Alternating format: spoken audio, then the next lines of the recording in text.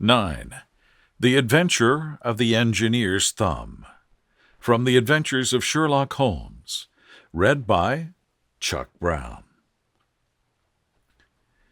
Of all the problems which have been submitted to my friend, Mr. Sherlock Holmes, for solution during the years of our intimacy, there were only two which I was the means of introducing to his notice, that of Mr. Hatherley's thumb and that of Colonel Warburton's madness.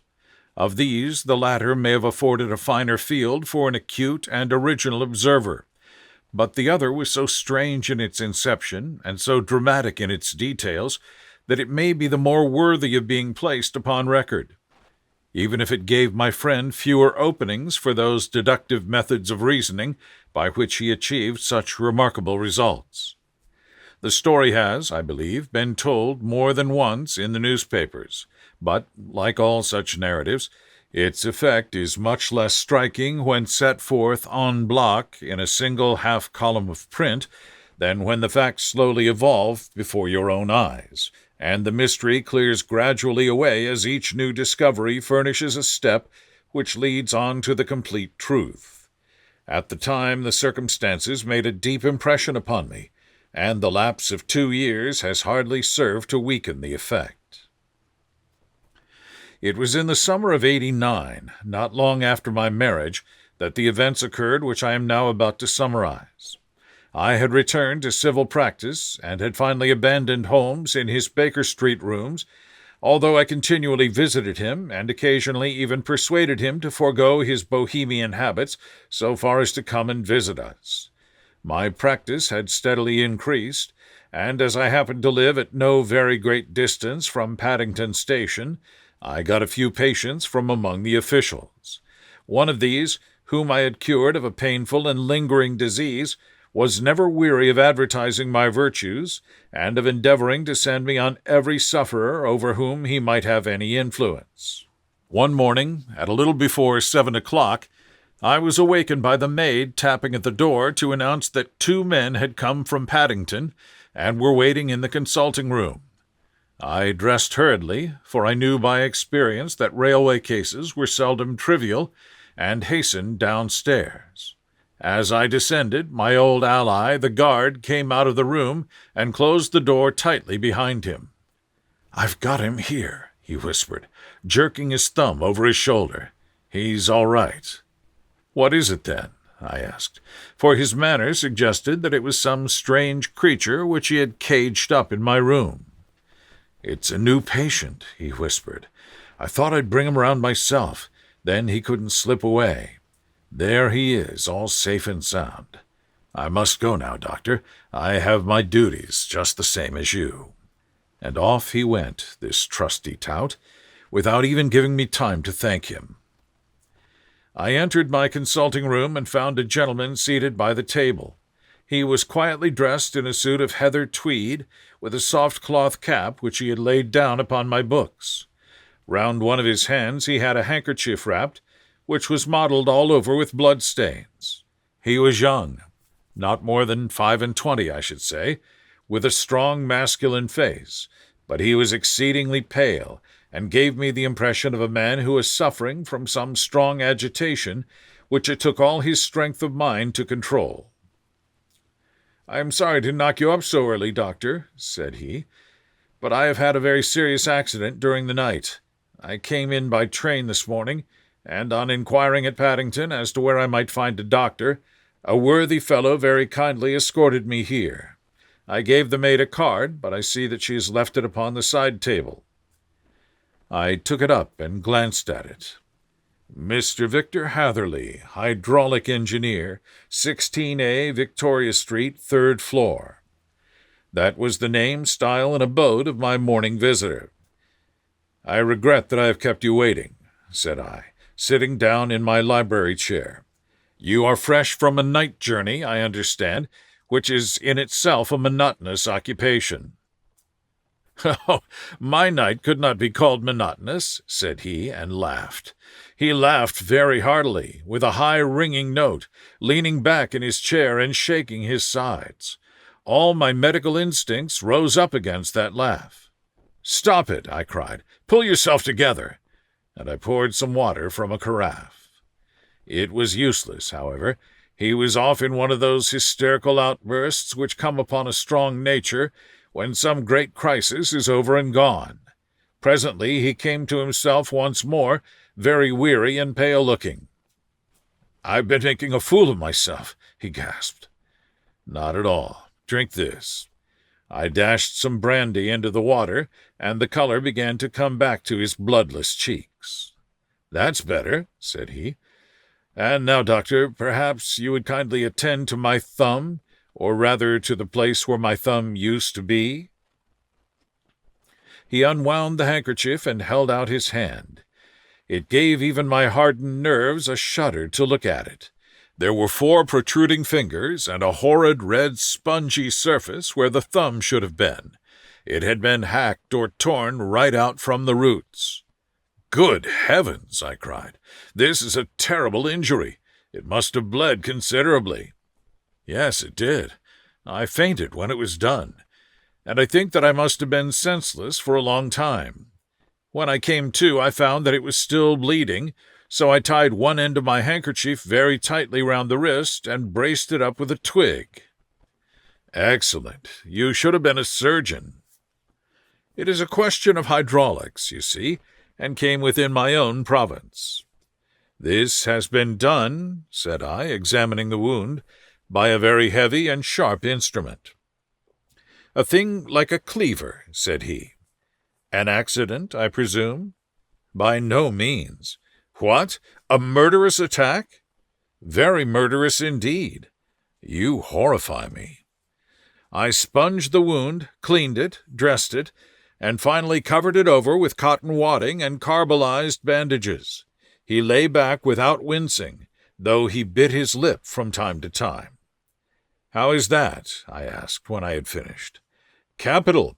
Between your brandy and your bandage, I feel like a new man. I was very weak, but I have had a good deal to go through." "Perhaps you had better not speak of this matter. It is evidently trying to your nerves." "Oh, no, not now. I shall have to tell my tale to the police, but between ourselves, if it were not for the convincing evidence of this wound of mine, I should be surprised if they believed my statement, for it is a very extraordinary one, and I have not much in the way of proof with which to back it up. And even if they believe me, the clues which I can give them are so vague that it is a question whether justice will be done." "Ha!" cried I. "If it is anything in the nature of a problem which you desire to see solved, I should strongly recommend you to come to my friend Mr. Sherlock Holmes before you go to the official police." "Oh, I have heard of that fellow," answered my visitor, "and I should be very glad if he would take the matter up, though of course I must use the official police as well. Would you give me an introduction to him?" "I'll do better. I'll take you round to him myself." "I should be immensely obliged to you." "We'll call a cab and go together. We shall be just in time to have a little breakfast with him. Do you feel equal to it?" "Yes. I shall not feel easy until I have told my story." "Then my servant will call a cab, and I shall be with you in an instant." I rushed upstairs, explained the matter shortly to my wife, and in 5 minutes was inside a hansom, driving with my new acquaintance to Baker Street. Sherlock Holmes was, as I expected, lounging about his sitting-room in his dressing-gown, reading the agony column of the Times and smoking his before-breakfast pipe, which was composed of all the plugs and dottles left from his smokes of the day before, all carefully dried and collected on the corner of the mantelpiece. He received us in his quietly genial fashion, ordered fresh rashers and eggs, and joined us in a hearty meal. When it was concluded, he settled our new acquaintance upon the sofa, placed a pillow beneath his head, and laid a glass of brandy and water within his reach. "It is easy to see that your experience has been no common one, Mr. Hatherley," said he. "Pray lie down there and make yourself absolutely at home. Tell us what you can, but stop when you are tired, and keep up your strength with a little stimulant."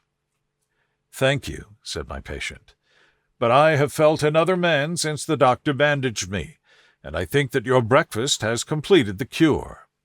I shall take up as little of your valuable time as possible, so I shall start at once upon my peculiar experiences." Holmes sat in his big armchair with the weary, heavy-lidded expression which veiled his keen and eager nature, while I sat opposite to him, and we listened in silence to the strange story which our visitor detailed to us. "You must know," said he, "that I am an orphan and a bachelor, residing alone in lodgings in London. By profession I am a hydraulic engineer, and I have had considerable experience of my work during the 7 years that I was apprentice to Venner and Matheson, the well-known firm of Greenwich. 2 years ago, having served my time, and having also come into a fair sum of money through my poor father's death, I determined to start in business for myself, and took professional chambers in Victoria Street. I suppose that everyone finds his first independent start in business a dreary experience. To me it has been exceptionally so.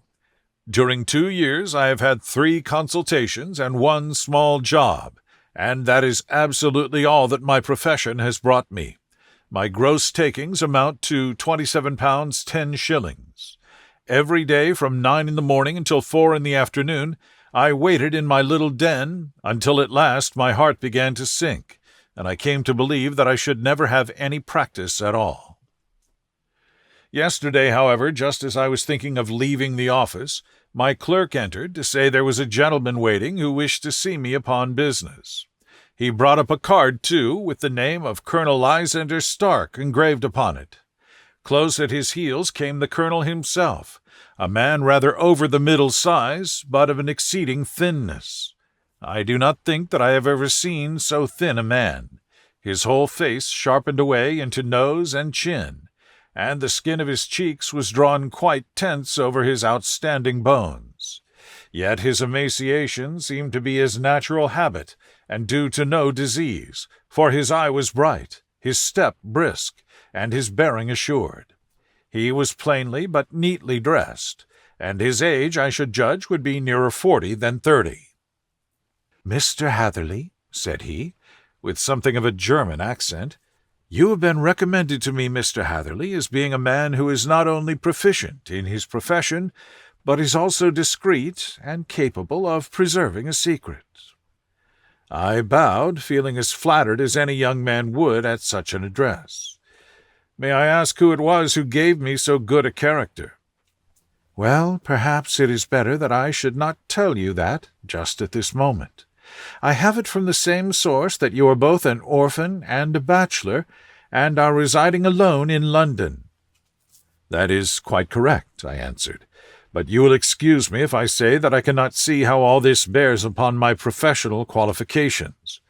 I understand that it was on a professional matter that you wished to speak to me?" "Undoubtedly so, but you will find that all I say is really to the point. I have a professional commission for you, but absolute secrecy is quite essential. Absolute secrecy, you understand, and of course we may expect that more from a man who is alone than from one who lives in the bosom of his family." "If I promise to keep it a secret," said I, "you may absolutely depend upon my doing so." He looked very hard at me as I spoke, and it seemed to me that I had never seen so suspicious and questioning an eye. "Do you promise, then?" said he at last. "Yes, I promise." "Absolute and complete silence before, during, and after? No reference to the matter at all, either in word or writing?" "I have already given you my word." "Very good." He suddenly sprang up, and darting like lightning across the room, he flung open the door. The passage outside was empty. "That's all right," said he, coming back. "I know that clerks are sometimes curious as to their master's affairs. Now we can talk in safety." He drew up his chair very close to mine and began to stare at me again, with the same questioning and thoughtful look. A feeling of repulsion and of something akin to fear had begun to rise within me at the strange antics of this fleshless man. Even my dread of losing a client could not restrain me from showing my impatience. "I beg that you will state your business, sir," said I. "My time is of value." Heaven forgive me for that last sentence, but the words came to my lips. "How would 50 guineas for a night's work suit you?" he asked. "Most admirably." "I say a night's work, but an hour's would be nearer the mark. I simply want your opinion about a hydraulic stamping machine which has got out of gear. If you show us what is wrong, we shall soon set it right ourselves. What do you think of such a commission as that?" "The work appears to be light, and the pay munificent." "Precisely so. We shall want you to come tonight by the last train." "Where to?" "To Eyford, in Berkshire. It is a little place near the borders of Oxfordshire, and within 7 miles of Reading. There is a train from Paddington which would bring you there about 11:15. "Very good. I shall come down in a carriage to meet you." "There is a drive, then?" "Yes, our little place is quite out in the country. It is a good 7 miles from Myford Station." "Then we can hardly get there before midnight. I suppose there would be no chance of a train back. I should be compelled to stop the night." "Yes, we could easily give you a shakedown." "That is very awkward. Could I not come at a more convenient hour?" "We have judged it best that you should come late. It is to recompense you for any inconvenience that we are paying to you, a young and unknown man, a fee which would buy an opinion from the very heads of your profession. Still, of course, if you would like to draw out of the business, there is plenty of time to do so." I thought of the 50 guineas, and of how very useful they would be to me. "Not at all," said I.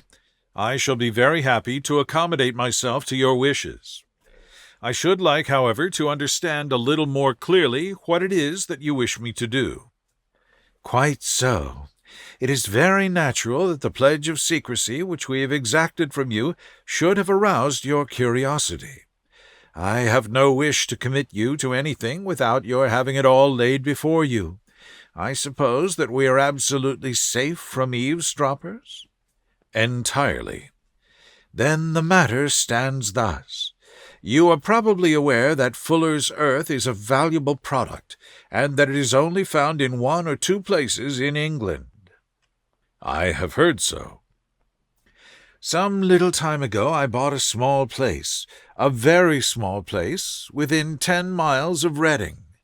I was fortunate enough to discover that there was a deposit of Fuller's earth in one of my fields.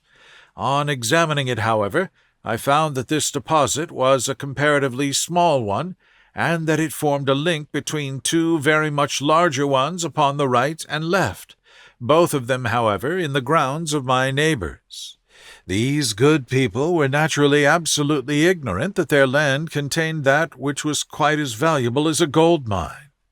Naturally, it was for my interest to buy their land before they discovered its true value, but unfortunately I had no capital by which I could do this. I took a few of my friends into the secret, however, and they suggested that we should quietly and secretly work our own little deposit, and that in this way we should earn the money which would enable us to buy the neighboring fields. This we have now been doing for some time, and in order to help us in our operations, we erected a hydraulic press. This press, as I have already explained, has got out of order, and we wish your advice upon the subject. We guard our secret very jealously, however, and if it once became known that we had hydraulic engineers coming to our little house, it would soon rouse inquiry, and then, if the facts came out, it would be good-bye to any chance of getting these fields and carrying out our plans. That is why I have made you promise me that you will not tell a human being that you are going to Eyford tonight. I hope that I make it all plain." "I quite follow you," said I. "The only point in which I could not understand was what use you could make of a hydraulic press in excavating Fuller's earth, which, as I understand, is dug out like gravel from a pit." "Ah," he said carelessly, "we have our own process. We compress the earth into bricks so as to remove them without revealing what they are. But that is a mere detail. I have taken you fully into my confidence now, Mr. Hatherley, and I have shown you how I trust you." He rose as he spoke. "I shall expect you then at Eyford at 11:15. "I shall certainly be there." "And not a word to a soul." He looked at me with a last long questioning gaze, and then, pressing my hand in a cold, dank grasp, he hurried from the room. Well, when I came to think it all over in cool blood, I was very much astonished, as you may both think, at this sudden commission which had been entrusted to me. On the one hand, of course, I was glad, for the fee was at least tenfold what I should have asked had I set a price upon my own services, and it was possible that this order might lead to other ones. On the other hand, the face and manner of my patron had made an unpleasant impression upon me, and I could not think that his explanation of the fuller's earth was sufficient to explain the necessity for my coming at midnight, and his extreme anxiety lest I should tell anyone of my errand. However, I threw all fears to the winds, ate a hearty supper, drove to Paddington, and started off, having obeyed to the letter the injunction as to holding my tongue. At Reading I had to change not only my carriage but my station. However, I was in time for the last train to Eyford, and reached the little dim-lit station after 11 o'clock. I was the only passenger who got out there, and there was no one upon the platform save a single sleepy porter with a lantern. As I passed out through the wicket gate, however, I found my acquaintance of the morning waiting in the shadow upon the other side. Without a word he grasped my arm and hurried me into a carriage, the door of which was standing open.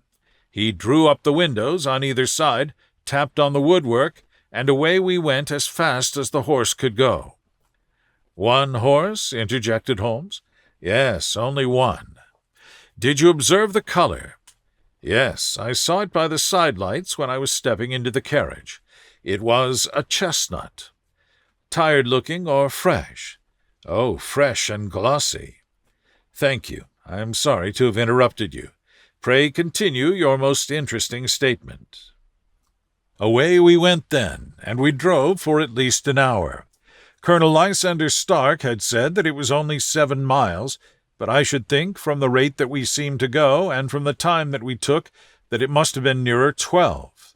He sat at my side in silence all the time, and I was aware more than once, when I glanced in his direction, that he was looking at me with great intensity. The country roads seemed to be not very good in that part of the world, for we lurched and jolted terribly. I tried to look out of the windows to see something of where we were, but they were made of frosted glass, and I could make out nothing save the occasional bright blur of a passing light. Now and then I hazarded some remark to break the monotony of the journey, but the colonel answered only in monosyllables, and the conversation soon flagged. At last, however, the bumping of the road was exchanged for the crisp smoothness of a gravel drive, and the carriage came to a stand. Colonel Lysander Stark sprang out, and, as I followed after him, pulled me swiftly into a porch which gaped in front of us. We stepped, as it were, right out of the carriage and into the hall, so that I failed to catch the most fleeting glance of the front of the house. The instant that I had crossed the threshold, the door slammed heavily behind us, and I heard faintly the rattle of the wheels as the carriage drove away. It was pitch dark inside the house, and the colonel fumbled about looking for matches and muttering under his breath. Suddenly a door opened at the other end of the passage, and a long golden bar of light shot out in our direction. It grew broader, and a woman appeared with a lamp in her hand, which she held above her head, pushing her face forward and peering at us. I could see that she was pretty, and from the gloss with which the light shone upon her dark dress, I knew that it was a rich material. She spoke a few words in a foreign tongue, in a tone as though asking a question, and when my companion answered in a gruff monosyllable, she gave such a start that the lamp nearly fell from her hand.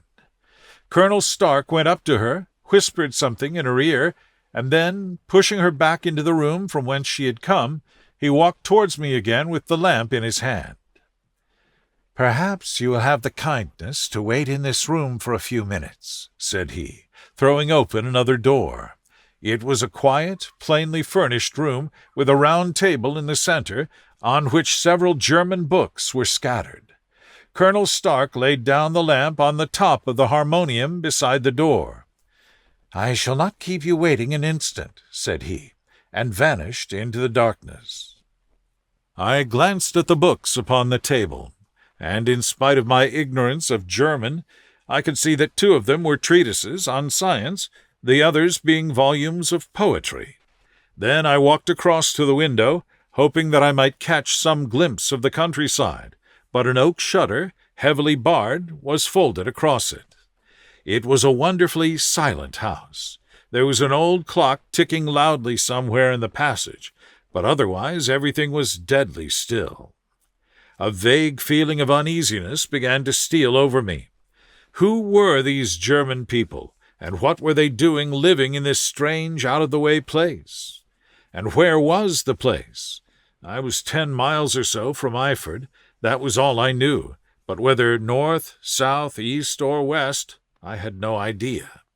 For that matter, Reading, and possibly other large towns, were within that radius, so the place might not be so secluded after all. Yet it was quite certain, from the absolute stillness, that we were in the country. I paced up and down the room, humming a tune under my breath to keep up my spirits, and feeling that I was thoroughly earning my 50-guinea fee. Suddenly, without any preliminary sound, in the midst of the utter stillness, the door of my room swung slowly open. The woman was standing in the aperture, the darkness of the hall behind her, the yellow light from my lamp beating upon her eager and beautiful face. I could see at a glance that she was sick with fear, and the sight sent a chill to my own heart. She held up one shaking finger to warn me to be silent, and she shot a few whispered words of broken English at me, her eyes glancing back, like those of a frightened horse, into the gloom behind her. "I would go," said she, trying hard, as it seemed to me, to speak calmly. "I would go. I should not stay here. There is no good for you to do." "But, madam," said I have not yet done what I came for. I cannot possibly leave until I have seen the machine." "It is not worth your while to wait," she went on. "You can pass through the door. No one hinders." And then, seeing that I smiled and shook my head, she suddenly threw aside her constraint and made a step forward, with her hands wrung together. "For the love of heaven," she whispered, "get away from here before it is too late." But I am somewhat headstrong by nature, and the more ready to engage in an affair when there is some obstacle in the way. I thought of my 50-guinea fee, of my wearisome journey, and of the unpleasant night which seemed to be before me. Was it all to go for nothing? Why should I slink away without having carried out my commission, and without the payment which was my due? This woman might, for all I knew, be a monomaniac. With a stout bearing, therefore, though her manner had shaken me more than I cared to confess, I still shook my head and declared my intention of remaining where I was. She was about to renew her entreaties when a door slammed overhead, and the sound of several footsteps was heard upon the stairs. She listened for an instant, threw up her hands with a despairing gesture, and vanished as suddenly and as noiselessly as she had come. The newcomers were Colonel Lysander Stark and a short, thick man with a chinchilla beard growing out of the creases of his double chin, who was introduced to me as Mr. Ferguson. "This is my secretary and manager," said the colonel. "By the way, I was under the impression that I left this door shut just now. I fear that you have felt the draught." "On the contrary," said I opened the door myself because I felt the room to be a little close. He shot one of his suspicious looks at me. "Perhaps we had better proceed to business, then," said he. "Mr. Ferguson and I will take you up to see the machine." "I had better put my hat on, I suppose." "Oh, no, it is in the house." "What, you dig fuller's earth in the house?" "No, no, this is only where we compress it, but never mind that. All we wish you to do is to examine the machine and to let us know what is wrong with it." We went upstairs together, the colonel first with the lamp, the fat manager and I behind him. It was a labyrinth of an old house, with corridors, passages, narrow winding staircases, and little low doors, the thresholds of which were hollowed out by the generations who had crossed them. There were no carpets and no signs of any furniture above the ground floor, while the plaster was peeling off the walls, and the damp was breaking through in green, unhealthy blotches. I tried to put on as unconcerned an air as possible, but I had not forgotten the warnings of the lady, even though I disregarded them, and I kept a keen eye upon my two companions.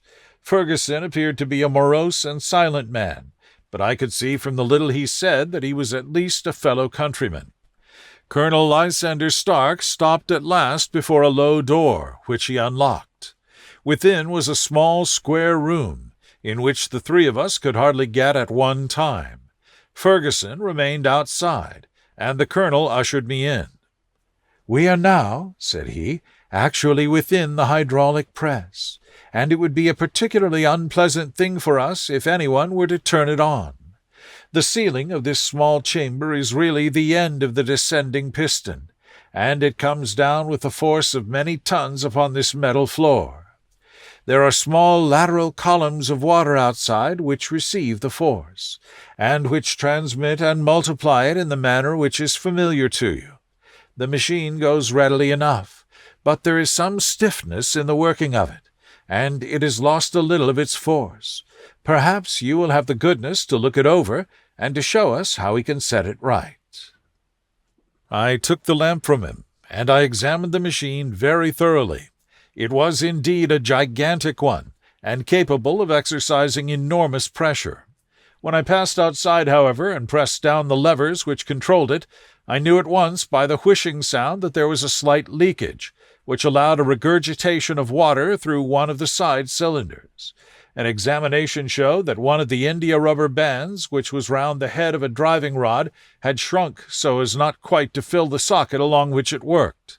This was clearly the cause of the loss of power, and I pointed it out to my companions, who followed my remarks very carefully and asked several practical questions as to how they should proceed to set it right. When I had made it clear to them, I returned to the main chamber of the machine and took a good look at it to satisfy my own curiosity. It was obvious at a glance that the story of the fuller's earth was the merest fabrication, for it would be absurd to suppose that so powerful an engine could be designed for so inadequate a purpose.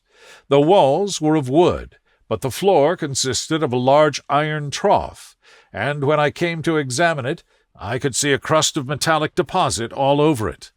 I had stooped and was scraping at this to see exactly what it was, when I heard a muttered exclamation in German and saw the cadaverous face of the colonel looking down at me. "What are you doing there?" he asked. I felt angry at having been tricked by so elaborate a story as that which he had told me.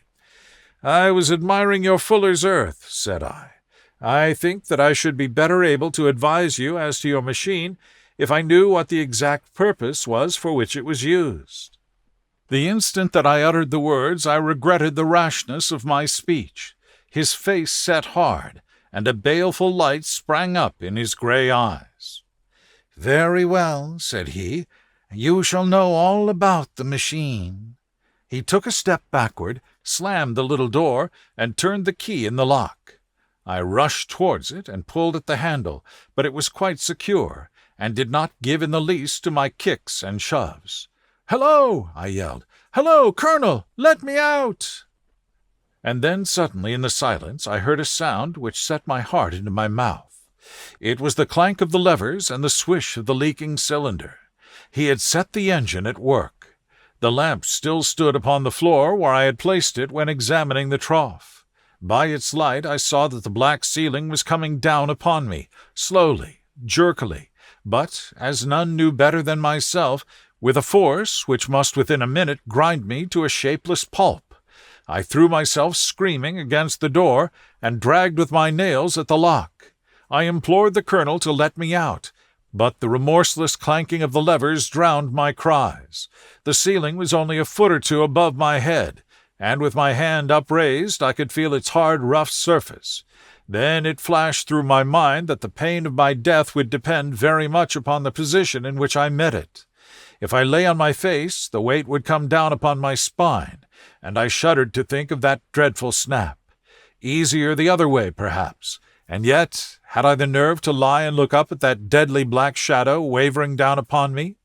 Already I was unable to stand erect, when my eye caught something which brought a gush of hope back to my heart. I have said that though the floor and ceiling were of iron, the walls were of wood. As I gave a last hurried glance around, I saw a thin line of yellow light between two of the boards, which broadened and broadened as a small panel was pushed backward. For an instant I could hardly believe that here was indeed a door which led away from death.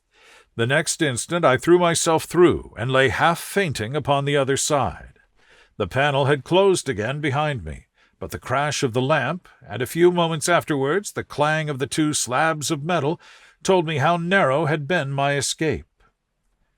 I was recalled to myself by a frantic plucking at my wrist, and found myself lying upon the stone floor of a narrow corridor, while a woman bent over me and tugged at me with her left hand, while she held a candle in her right. It was the same good friend whose warning I had so foolishly rejected.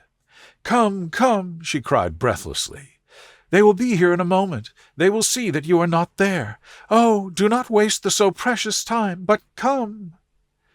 This time at least I did not scorn her advice.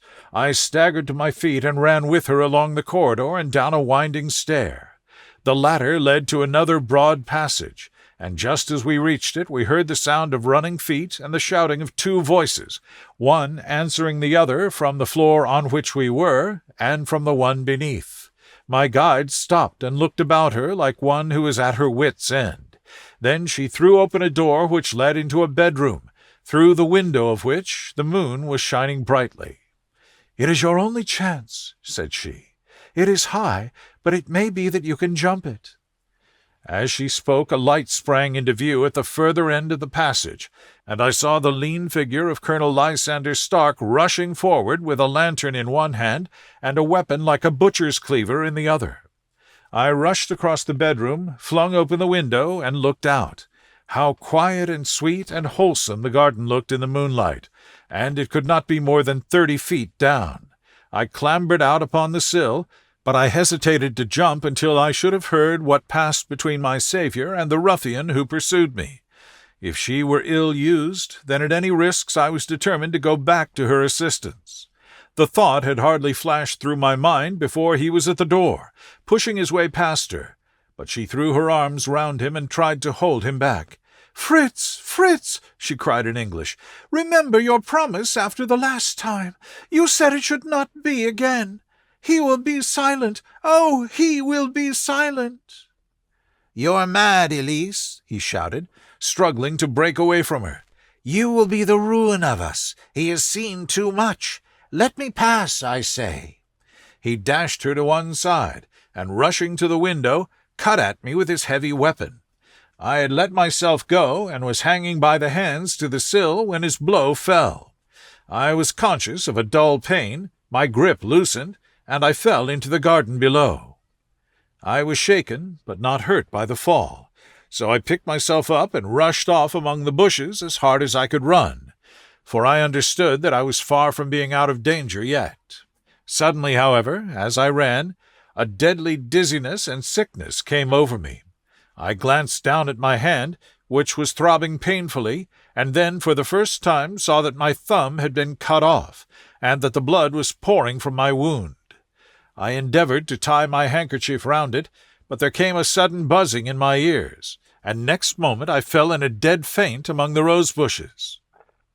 How long I remained unconscious I cannot tell. It must have been a very long time, for the moon had sunk, and a bright morning was breaking when I came to myself. My clothes were all sodden with dew, and my coat sleeve was drenched with blood from my wounded thumb. The smarting of it recalled in an instant all the particulars of my night's adventure, and I sprang to my feet with the feeling that I might hardly yet be safe from my pursuers. But, to my astonishment, when I came to look round me, neither house nor garden were to be seen.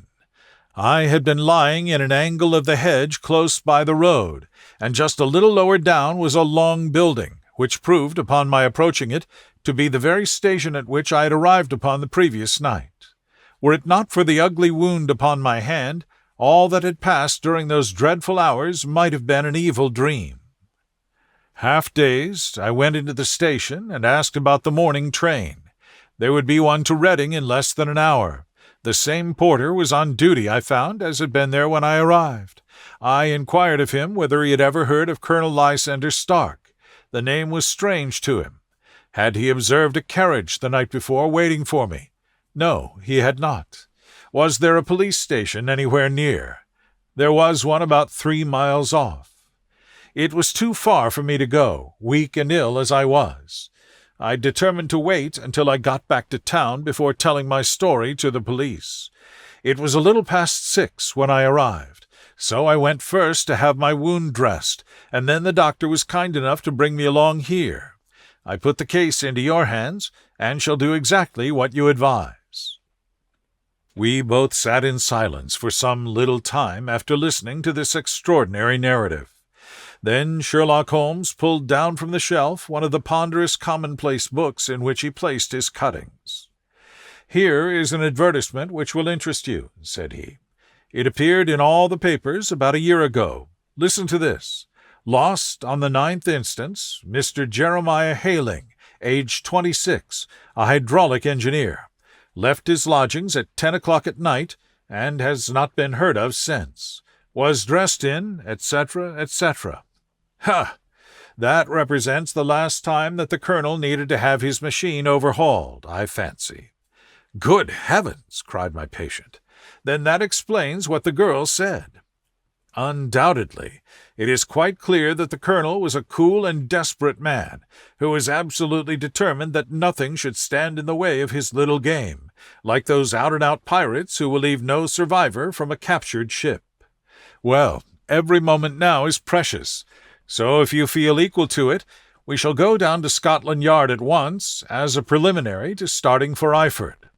Some 3 hours or so afterwards, we were all in the train together, bound from Reading to the little Berkshire village. There were Sherlock Holmes, the hydraulic engineer, Inspector Bradstreet of Scotland Yard, a plain-clothes-man, and myself. Bradstreet had spread an ordnance map of the county out upon the seat, and was busy with his compasses drawing a circle with Eyford for its centre. "There you are," said he. "That circle is drawn at a radius of 10 miles from the village. The place we want must be somewhere near that line. You said 10 miles, I think, sir. It was a good hour's drive. And you think that they brought you back all that way when you were unconscious? They must have done so. I have a confused memory, too, of having been lifted and conveyed somewhere." "What I cannot understand," said I, "is why they should have spared you when they found you lying fainting in the garden. Perhaps the villain was softened by the woman's entreaties." "I hardly think that likely.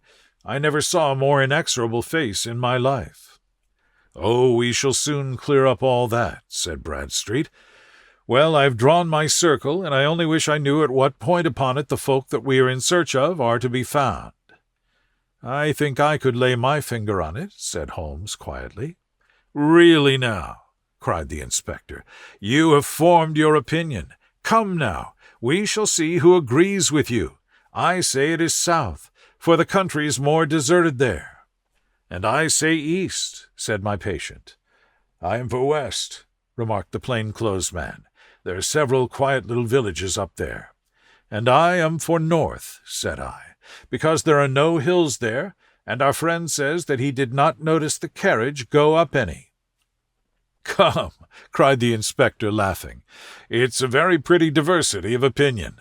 We have boxed the compass among us. Who do you give your casting vote to?" "You are all wrong." "But we can't be." "Oh, yes, you can. This is my point." He placed his finger in the center of the circle. This is where we shall find them." "But the 12-mile drive?" gasped Hatherley. "6 out and 6 back. Nothing simpler. You say yourself that the horse was fresh and glossy when you got in. How could it be that if it had gone 12 miles over heavy roads?" "Indeed, it is a likely ruse enough," observed Bradstreet thoughtfully. "Of course there can be no doubt as to the nature of this gang." "None at all," said Holmes. "They are coiners on a large scale, and have used the machine to form the amalgam which has taken the place of silver." "We have known for some time that a clever gang was at work," said the inspector. "They have been turning out half-crowns by the thousand. We even traced them as far as Reading, but could get no farther, for they had covered their traces in a way that showed that they were very old hands. But now, thanks to this lucky chance, I think that we've got them right enough." But the inspector was mistaken, for those criminals were not destined to fall into the hands of justice. As we rolled into Iford Station, we saw a gigantic column of smoke which streamed up behind a small clump of trees in the neighborhood and hung like an immense ostrich feather over the landscape. "A house on fire?" asked Bradstreet, as the train steamed off again on its way. "Yes, sir," said the station-master. "When did it break out?" "I hear that it was during the night, sir, but it has got worse, and the whole place is in a blaze." "Whose house is it?" "Dr. Becker's." "Tell me," broke in the engineer, "is Dr. Becker a German, very thin, with a long, sharp nose?" The station-master laughed heartily. "No, sir. Dr. Becker is an Englishman, and there isn't a man in the parish who has a better lined waistcoat. But he has a gentleman staying with him, a patient, as I understand, who is a foreigner, and he looks as if a little good Berkshire beef would do him no harm." The station-master had not finished his speech before we were all hastening in the direction of the fire.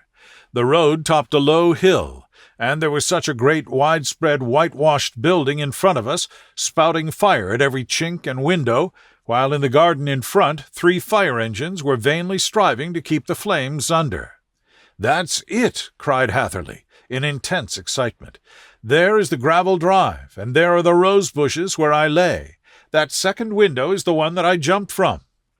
"Well, at least," said Holmes, "you have had your revenge upon them. There can be no question that it was your oil lamp which, when it was crushed in the press, set fire to the wooden walls, though no doubt they were too excited in the chase after you to observe it at the time. Now keep your eyes open in this crowd for your friends of last night, though I very much fear that they are a good 100 miles off by now." And Holmes's fears came to be realized, for from that day to this no word has ever been heard either of the beautiful woman, the sinister German, or the morose Englishman. Early that morning a peasant had met a cart containing several people and some very bulky boxes driving rapidly in the direction of Reading, but there all traces of the fugitive disappeared, and even Holmes' ingenuity failed ere to discover the least clue as to their whereabouts.